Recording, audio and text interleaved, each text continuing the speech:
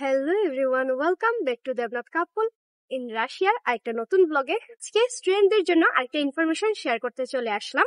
তো বর্তমানে অনেকেই জানতে চাচ্ছেন যে দিদি 2025 সালের সেপ্টেম্বর সেমিস্টারের জন্য আমরা ল্যাঙ্গুয়েজ কোর্সে রাশিয়াতে অ্যাপ্লাই করতে চাচ্ছি। তো কিভাবে কি প্রসেসিংটা একটু সুন্দরভাবে যদি একটা ভিডিওতে বলে দেন ভালো হয়, তাহলে আমরা যে কোনো স্টেটেই অ্যাপ্লাই করতে কিভাবে কি প্রসেসিং সেটা আমরা ক্লিয়ার ভাবে বুঝে যাব। প্রথমেই বলে দিই, আমরা যেহেতু সারাতভ স্টেটে থাকি, এটা মস্কো থেকে প্রায় 850 কিলোমিটার দূরে। যদিও রাশিয়ার জন্য সেটা খুব একটা বেশি দূরে না। তো অনেকেই নিজেরা আমাদের স্টেটে যারা আবেদন করতে চাচ্ছেন, কিংবা অনেক এজেন্সি যারা আমাদের স্টেটে স্টুডেন্ট দিতে চাচ্ছেন, অনেকেই আবার মস্কো কিংবা সেন্ট পিটারবুর্গ বা এরকম অন্যান্য স্টেট থেকে আমাদের স্টেটে ফাইল দিতে যাচ্ছেন স্টুডেন্টদের। তো তারা কি করছেন, ইউনিভার্সিটিতে মেইল করছেন। তো তাদের উদ্দেশ্যে একটু বলে দেই, জাস্ট 4 বছর, বেশি দিন না, 4 বছর আগে এই সারাতভ স্টেট নিয়ে কিন্তু বাঙালিদের খুব একটা ধারণা ছিল না। এই আজকে যারা ভার্সিটিতে মেইল করছে, মানে রাশিয়াতে অবস্থানরত অনেকেই ভার্সিটিতে মেইল করছে, তাদের মধ্যে অনেকেই আজ থেকে 2 বছর আগেও অনেককে বলতে শুনছি, সারাতভ যাবা, কেন যাবো, এখানে কি কাজ আছে নাকি, ওই স্টেটে না গিয়ে তোমরা অন্য স্টেটে আসতে পারো। যেহেতু সে সারাতভ সম্পর্কে জানতোই না, সে কারণে সারাতভ এটা বা কোন স্টেট, এরকম একটা নেগলেন্সি ছিল।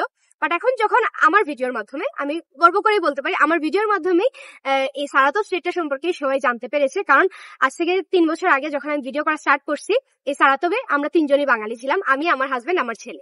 আর যারা ছিল তারা অনেক বাইরে, মানে সিটি থেকে অনেক বাইরে, এবং ওরা ওদের মানে রাশিয়ান ফ্যামিলি নিয়ে ওরা ওখানে শান্তিপূর্ণভাবে বসবাস করছে। তো তারা এই স্টেট নিয়ে কখনো ভিডিও কিংবা এই যে সবাইকে জানানোর বিষয়টা, এই কাজটা বলতে পারেন আমি শুরু করছি, যে আমি একটা সুন্দর শহরে থাকি, এই শহরটা সম্পর্কে সবাইকে কেন জানাই না। যদি আমার কখনোই ধারণা ছিল না যে কখনো স্টুডেন্ট নিয়ে কাজ করব, কিংবা রাশিয়াতে কাউকে নিয়ে আসার কোনো একটা ব্যবস্থা করবো, এরকম কিছুই ছিল না। জাস্ট এই সুন্দর স্টেটটা সবার সাথে শেয়ার করা, আমরা আমাদের নিত্যদিনের কাজগুলো শেয়ার করা। তো আমাদের মাধ্যমে কিন্তু আপনারা এই স্টেটটা সম্পর্কে জানতে পেরেছেন।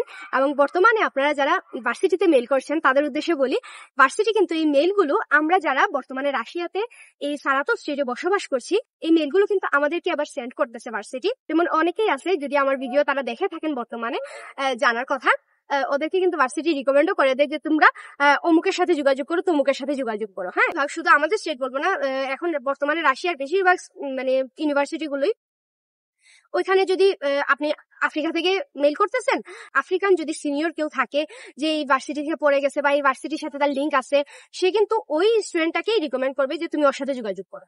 তো সেই কারণে আপনারা যারা এই ভার্সিটি গুলোতে মেইল করছেন, আমার ভিডিওটা দেখে, কিংবা শুধু আমার ভিডিও বলবো না, সারাতভে যারা বসবাস করে ছোট ভাইরা, তাদের থেকে শুনে জেনে সবকিছু করে তারপরে আপনার ভার্সিটিতে মেইল করতেছেন, আলটিমেটলি কিন্তু ওই ভাইয়াকেই আপনাকে রিকমেন্ড করছে, কিংবা ওই ভাইয়াই পরবর্তীতে আপনার ফাইলটা দিতে হচ্ছে ভার্সিটিতে। ভার্সিটি ডিরেক্ট আপনার ফাইলটা আমাদের এখানে দিচ্ছে না। এজেন্সি বলুন বা বড় ভাইয়া যারা অন্যান্য স্টেট গুলোতে আছেন, তাদের উদ্দেশ্যে কথাটা বলে রাখলাম। বেশিরভাগ ইউনিভার্সিটি মের 15 তারিখের পর থেকে কিন্তু আস্তে আস্তে ফাইল নেওয়া শুরু করে দেয়। কিছু কিছু স্টেটে হয়তো ওরা ফাইল নিয়ে রাখে, জাস্ট অফার লেটার দেয়। বাট মিগ্রেশন সেন্টার স্টুডেন্টদের যে ইনভিটেশন লেটার, সেটা দেয়া কিন্তু, মানে সেটার প্রসেসিং কিন্তু স্টার্ট করেই জুন মাস থেকে। তার আগে কিন্তু মিগ্রেশন সেন্টার স্টুডেন্টদের যে ইনভিটেশন লেটার দেওয়ার যে প্রসেসিংটা, সেটা কিন্তু স্টার্ট করে না। এখন বলি 2025 সালে প্রসেসিংটা কি। তো প্রথমেই মের 15 তারিখ থেকে, স্পেশালি আমাদের সারাতভ স্টেটে মের 15 পর থেকে আস্তে আস্তে ফাইল নেওয়া স্টার্ট করে দিবে, সব ভার্সিটি বলে দিয়েছে। এখন কথা হচ্ছে যে কিভাবে প্রসেসিং করবো। প্রথমে বলি, ব্যাচেলরে যদি আসতে চান, তাহলে আপনার রিকোয়ারমেন্ট গুলো কি কি। আপনার এসএসসি এবং এইচএসসি তে 3.5 এর উপরে থাকতে হবে রেজাল্ট, এবং স্টাডি গ্যাপটা 4 বছর হাইয়েস্ট এলাও করতেছে।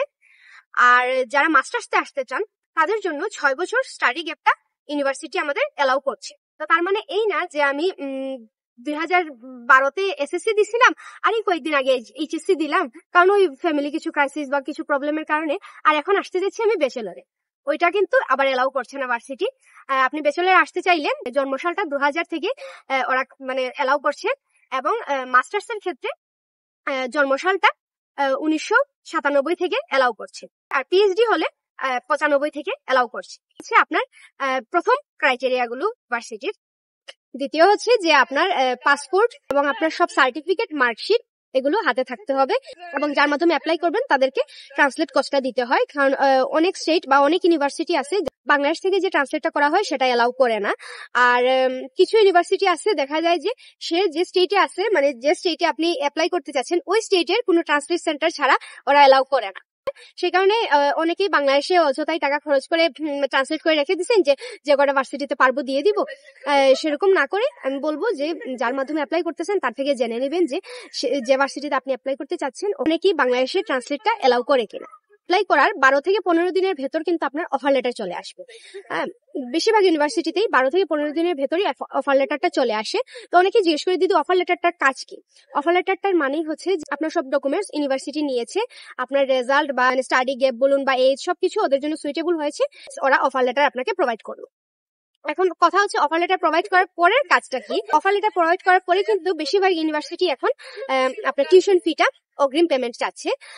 তো এই টিউশন ফিটা আপনাকে পেমেন্ট করতে হবে। যেমন আমাদের স্টেটে আপনাকে অগ্রিম পেমেন্ট করতে হয়, যে ইউনিভার্সিটি বলুন আপনাকে আগে পেমেন্ট করতে হবে। তো অনেকে আমাকে বলে দিদি অগ্রিম পেমেন্ট ছাড়া যদি হয় বলবেন, তো এটা তো আর মাছের বাজার না, এখানে তো এভাবে করা যাচ্ছে না। ইউনিভার্সিটি যেহেতু ওদের রুলসে এটা ফালাইয়া দিচ্ছে, গত 2 বছর আগে থেকেই আমাদের স্টেটে এই প্রসেসটা ছিল। সব ইউনিভার্সিটিতেই আপনি বাংলাদেশ থাকা অবস্থায় অ্যামাউন্ট পেমেন্ট করতে হয়েছে, এবং তারপরে কিন্তু ইনভিটেশনের জন্য ওরা মিগ্রেশন সেন্টারে ডকুমেন্টস নিয়ে যাচ্ছে। হ্যাঁ, যাতে করে আপনি অ্যামাউন্টটা পেমেন্ট করছেন মানে হচ্ছে আপনি কিছুটা টিউশন ফি পেমেন্ট করছেন, তো সেই অনুপাতেই কিন্তু সে আপনার জন্য হোস্টেল একটা মানে সিট খালি রাখবে, বা আপনার জন্য যে গ্রুপ তৈরি করা হবে গ্রুপে আপনার জন্য একটা সিট খালি রাখতে হবে। সবকিছু কিন্তু ওরা এই অ্যামাউন্টের ভিত্তিতেই সেট করে রেখে দিবে। পেমেন্টটা করার হচ্ছে গিয়ে আপনার 35 থেকে 40 দিন আপনি ধরে রাখবেন, আপনার ইনভিটেশন লেটার তার মধ্যে চলে আসবে। তো ইনভিটেশন লেটার আসার পরবর্তীতেই হচ্ছে যে আমি এমবেসি ফেস করব। আপনি সুন্দরভাবে সুন্দর গেট আপ নিয়ে এমবেসিতে ইন্টারভিউ দিবেন, দেন আপনার ভিসা ওকে হবে, আপনি রাশিয়াতে চলে আসবেন। এই হচ্ছে টোটাল আমাদের ফুল প্রসেসিংটা, মানে রাশিয়াতে 2025 সালে স্টুডেন্ট ভিসায় আসার ফুল প্রসেসটা হচ্ছে এটা। হ্যালো, здравствуйте। ভিডিওর মধ্যে ওরা চলে এসেছিল, ওরা এসে আমার সাথে অনেকক্ষণ গল্প গুজব করলো যে আমি কাদের জন্য ভিডিও তৈরি করি বা ভিডিওতে আমি কি শেয়ার করি। তো দেখেন রাশিয়ানদের কি ইন্টারেস্ট, আমি এখানে স্ট্যান্ড সেট করে সবকিছু কথা বলছিলাম, তো সে অনেকক্ষণ থেকে ওরা দূর থেকে আমাকে দেখছিল, তো অনেকক্ষণ ধরে আসার চেষ্টা করছিল। তো ওরা মেডিকেলে পড়াশোনা করছে 5th ইয়ারে, তো সে ভাবছিল যে মানে রাশিয়ান পারবো না, সে আমাকে হাই হ্যালো ইংলিশে বলতেছে। তো আমি বলতেছি সমস্যা নাই, খুব কষ্ট হচ্ছে ওদের, ঠুট ভেঙে যাইতেছে ইংলিশ বলতে গিয়ে। তখন আমি বললাম ঠিক আছে আমি রাশিয়ান পারি, তুমি রাশিয়ান বলতে পারো। তো সে খুব খুশি হয়ে গেছে, ঘুরতেছে ক্লাস শেষে। তো এই হচ্ছে রাশিয়ানদের সাথে থাকার একটা মজা। হঠাৎ করে দেখবেন মানে ওই আমাদের ভিডিওতে কি হয়, বাংলাদেশে যদি ভিডিও করতেছেন পিছন থেকে 10-12 জন মানে অযথাই এসে ক্যামেরার সামনে ঢুকার চেষ্টা করে, আর ওরা অনেকক্ষণ ধরে চেষ্টা করতেছে কিন্তু মানে পারতেছে না, যেহেতু ভিডিও অন করা, ক্যামেরাটা অন করা। তো আস্তে আস্তে কাছে এসে জিজ্ঞেস করতেছে, তখন আমি ক্যামেরাটা অফ করলাম। তো তারা আমার সাথে কথা বললো অনেকক্ষণ। আপনারা যারা স্টুডেন্ট ভিসায় রাশিয়াতে আসতে যাচ্ছেন, মানে ইচ্ছা থাকে যে পড়াশোনা করব, এদেশে একটা ভালো ডিগ্রি অর্জন করব, অবশ্যই বলবো রাশিয়া আসতে পারেন। এদেশে একটা ভালো ডিগ্রি অর্জন করে তারপরে আপনি এখানে অনেক ভালো ভালো জব করতে পারছেন, ভবিষ্যতে আপনার ফ্যামিলি খুব সুন্দরভাবে স্বাচ্ছন্দ্যে এখানে চালাইতে পারবেন। প্রথমেই হচ্ছে যে আপনি যদি ব্যাচেলর আসতে চান, আপনি যদি হিউজ স্টাডি গ্যাপ নিয়ে চিন্তা করেন আসবো, আবার রেজাল্ট খুবই কম, সেই ক্ষেত্রে আসবো। হ্যাঁ, অতীতে ছিল এরকম, অনেক কম রেজাল্ট দিয়ে অনেকে আসতে পারছে, বাট গত 2 বছর থেকে আমি দেখলাম যে আমাদের স্টেটেই যারা অ্যাপ্লাই করছিল যে 3 পয়েন্টের নিচে রেজাল্ট ছিল এসএসসি এবং এইচএসসি কোনো একটাতে, ওদেরকে কিন্তু কোনোভাবেই এমবেসি থেকে ভিসা দেওয়া হয় নাই। তো আমার ভিডিও দেখে থাকেন যে হ্যাঁ আমি 3 পয়েন্টের নিচে পেয়েছিলাম। হ্যাঁ, হয়তো অতীতে ছিল এরকম। গত 2 বছর ধরে আমরা 3-4 জনের এরকম ট্রাই করছি, তাদের রেজাল্টটা একটুর জন্য 3 পয়েন্টে যায় নাই, কিন্তু তাদেরকে কোনোভাবেই ভিসা দেওয়া হয় নাই। তখন আমরা যখন এমবেসির সাথে যোগাযোগ করার চেষ্টা করি, ওরা জানায় যে 3 পয়েন্টের নিচে আমরা ভিসা দিব না। এবং সেই কারণেই পরবর্তীতে যখন ভার্সিটি যেহেতু ডিরেক্ট যোগাযোগ করছে, তখন ভার্সিটি একটা ক্রাইটেরিয়া বেঁধে দিছে যে 3.5 এর উপরে না হইলে আমরা ওদের ফাইল নিব না। রাশিয়াতেও কিন্তু স্টাডি কারিকুলামে 5 হচ্ছে হাইয়েস্ট মার্ক, এবং 4 পাওয়া হচ্ছে ভালো বলা হয়, এবং 3 পাওয়া হচ্ছে পাস মার্ক। তো আপনি 3 পেয়ে এখানে আসবেন, ওদের কাছেও কিন্তু মনে হয় যে পাস মার্ক পেয়ে সে এখানে আসবে, তাহলে আমরা একটা ভালো মেধাবী স্টুডেন্ট পাবো, এবং তারও পড়াশোনার ইচ্ছা থাকবে, কারণ রাশিয়ান ভাষাটা সত্যিই কঠিন যদি আপনি মনোযোগ দিয়ে পড়াশোনা না করেন। তো সেই কারণেই কিন্তু এই ধরাবাঁধা নিয়মগুলো তৈরি করে দিছে। অতীতে ছিল স্টাডি গ্যাপ ম্যাটার করে না, অনেকেই অতীতে আসছে স্টাডি গ্যাপ ছাড়াও, সেই বলবে হ্যাঁ ফাইল দিতে পারো, কোনো সমস্যা নেই, সে ফাইল নিবে, ভার্সিটি প্রসেসিং করে দিবে, কিন্তু লাস্ট কিন্তু ভিসাটা দিবে এমবেসি। ওরা যদি ওদের রুলসে বেঁধে রাখে যে না এই এজের পরে আমরা দিব না, বা এই রেজাল্টে আমরা দিব না, তাহলে কিন্তু ভার্সিটিও সেখানে আর কিছু করার থাকবে না। তো আশা করি আপনারা ফুল প্রসেসটা বুঝে গিয়েছেন। 2025 সালটাই আপনারা রাশিয়াতে স্টুডেন্ট ভিসায় অ্যাপ্লাই করতে পারেন বা ফাইল জমা দিতে পারেন। তো আজকের মতো ভিডিওটা এখানে শেষ করলাম, নেক্সট ভিডিওতে আবারও দেখা হবে। ততক্ষণ পর্যন্ত সবাই ভালো থাকবেন, সুস্থ থাকবেন, টাটা।